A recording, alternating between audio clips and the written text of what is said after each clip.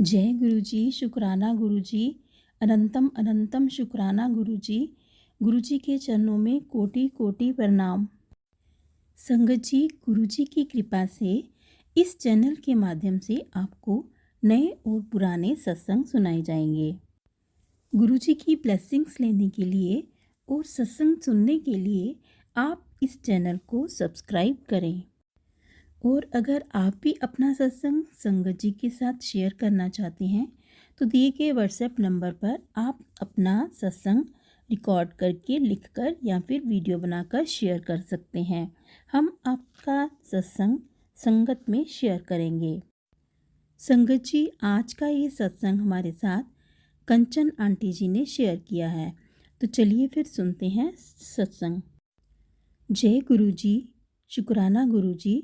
सत्संग शुरू करने से पहले गुरु जी के चरणों में कोटि कोटि प्रणाम और सभी संगत जी को जय गुरु जी।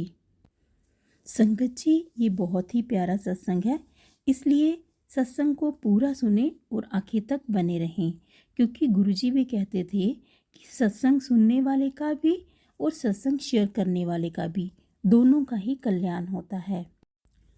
संगत जी, आंटी जी की जर्नी गुरु जी के साथ 2001 में शुरू हुई। आंटी जी की शादी को लगभग 10 साल हो चुके थे। फैमिली में किसी चीज़ की कमी नहीं थी। आंटी और अंकल दोनों ही अच्छी जॉब करते थे। घर में वो हर चीज़ मौजूद थी जिसकी ज़िंदगी में ज़रूरत होती है। आंटी और अंकल के 2 बच्चे थे, एक बेटा और बेटी। घर में किसी भी चीज़ की कोई भी कमी नहीं थी। अगर कमी थी तो सिर्फ खुशियों की, क्योंकि संगत जी, घर का हर एक मेंबर किसी न किसी बीमारी से ग्रस्त था। कंचन आंटी के अलावा 8 मेंबर थे घर के, और सबको कोई ना कोई बीमारी लगी रहती थी। घर का जो भी पैसा आता था वो सभी बीमारियों में चला जाता। किसी को कोई बीमारी लगी रहती थी तो किसी को कोई। संगत जी, पैसा तो जैसे पानी की तरह बीमारियों में लगे जा रहा था। संगत जी, एक टाइम तो ऐसा आया कि आंटी का घर और दुकान दोनों ही बिक गए, दोनों ही बीमारियों में लग गए। आंटी के देवर और इनके ससुर दोनों को ही कैंसर हो गया, जिसके कारण इनको अपना घर और दुकान दोनों ही बेचने पड़े। पूरा ही परिवार जैसे सड़क पर आ गया। संगत जी, आंटी और अंकल की अच्छी जॉब थी, जिसकी वजह से वो रेंट का एक घर लेकर तो रहने लगे।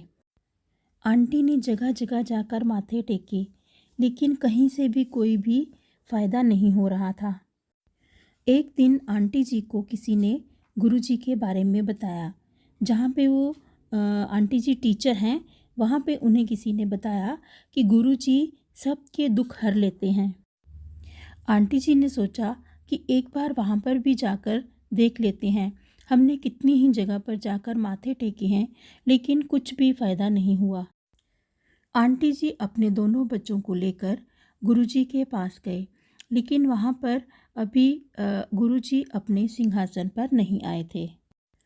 आंटी जी के माइंड में अपनी ही इमेजिनेशंस चल रही होंगी कि गुरुजी ऐसे होंगे, गुरुजी वैसे होंगे, लेकिन जब गुरुजी सिंहासन पर आए तो उनका एक अलग ही नूर था। ये तो गुरुजी की पुरानी संगत, पुरानी नई संगत से मतलब नहीं, ये तो मतलब तो संगत जिन्होंने गुरुजी को देखा हुआ है, वो इस बात को कनेक्ट कर सकते हैं कि गुरुजी को देखकर जो वाइब्स आती थीं, उन्हें देखकर ये समझ में आता था कि रब भी है। जय गुरुजी, शुक्राना गुरुजी। गुरुजी ने जब आंटी को देखा तो बोले, हाँ जी, किंतु परंतु आंटी। आंटी को तब कुछ भी समझ में नहीं आया। आंटी ने खुद भी माथा टेका और बच्चों को भी माथा टिकवाया, और माथा टेक कर वो लोग वापस आ गए। संगत जी, आंटी जी ने अपने अंकल से ये बात शेयर नहीं की कि वो गुरुजी के पास होकर आए हैं। बस उन्हें इतना बताया कि एक गुरुजी हैं वो जो सबके दुख हर लेते हैं। एक दिन बैठे बैठे अंकल जी ने आंटी जी से कहा कि उन गुरुजी के पास हम भी चलते हैं, लेकिन आंटी जी ने मना कर दिया, क्योंकि आंटी जी को लग रहा था कि कहीं ये उन पर विश्वास ना करें और वहाँ पर जाकर कुछ उल्टा सीधा बोल दे, तो ऐसा करने से सबके सामने इंसल्ट हो जाएगी।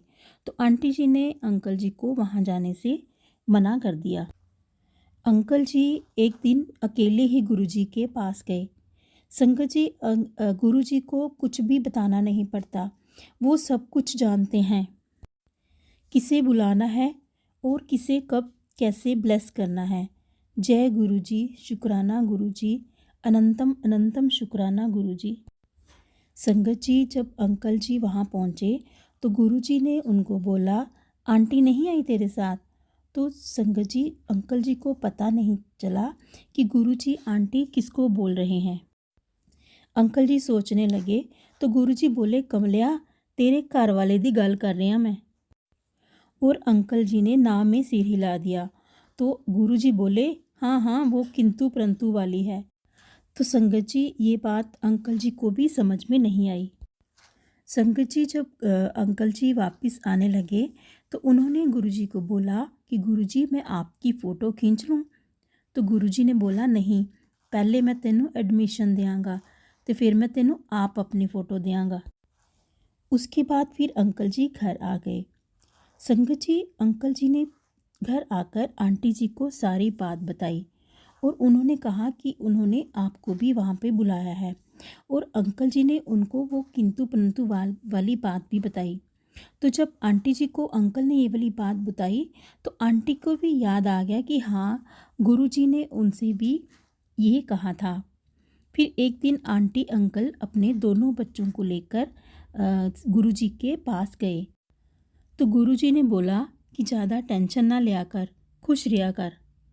संगत जी, आंटी अंकल जब से फिर गुरुजी के पास जाने लगे तब से लेकर उनके घर में सबकी तबीयत ठीक रहने लगी। आंटी अंकल जी का विश्वास भी धीरे धीरे गुरुजी पर बनने लगा। फिर एक दिन किसी ने आंटी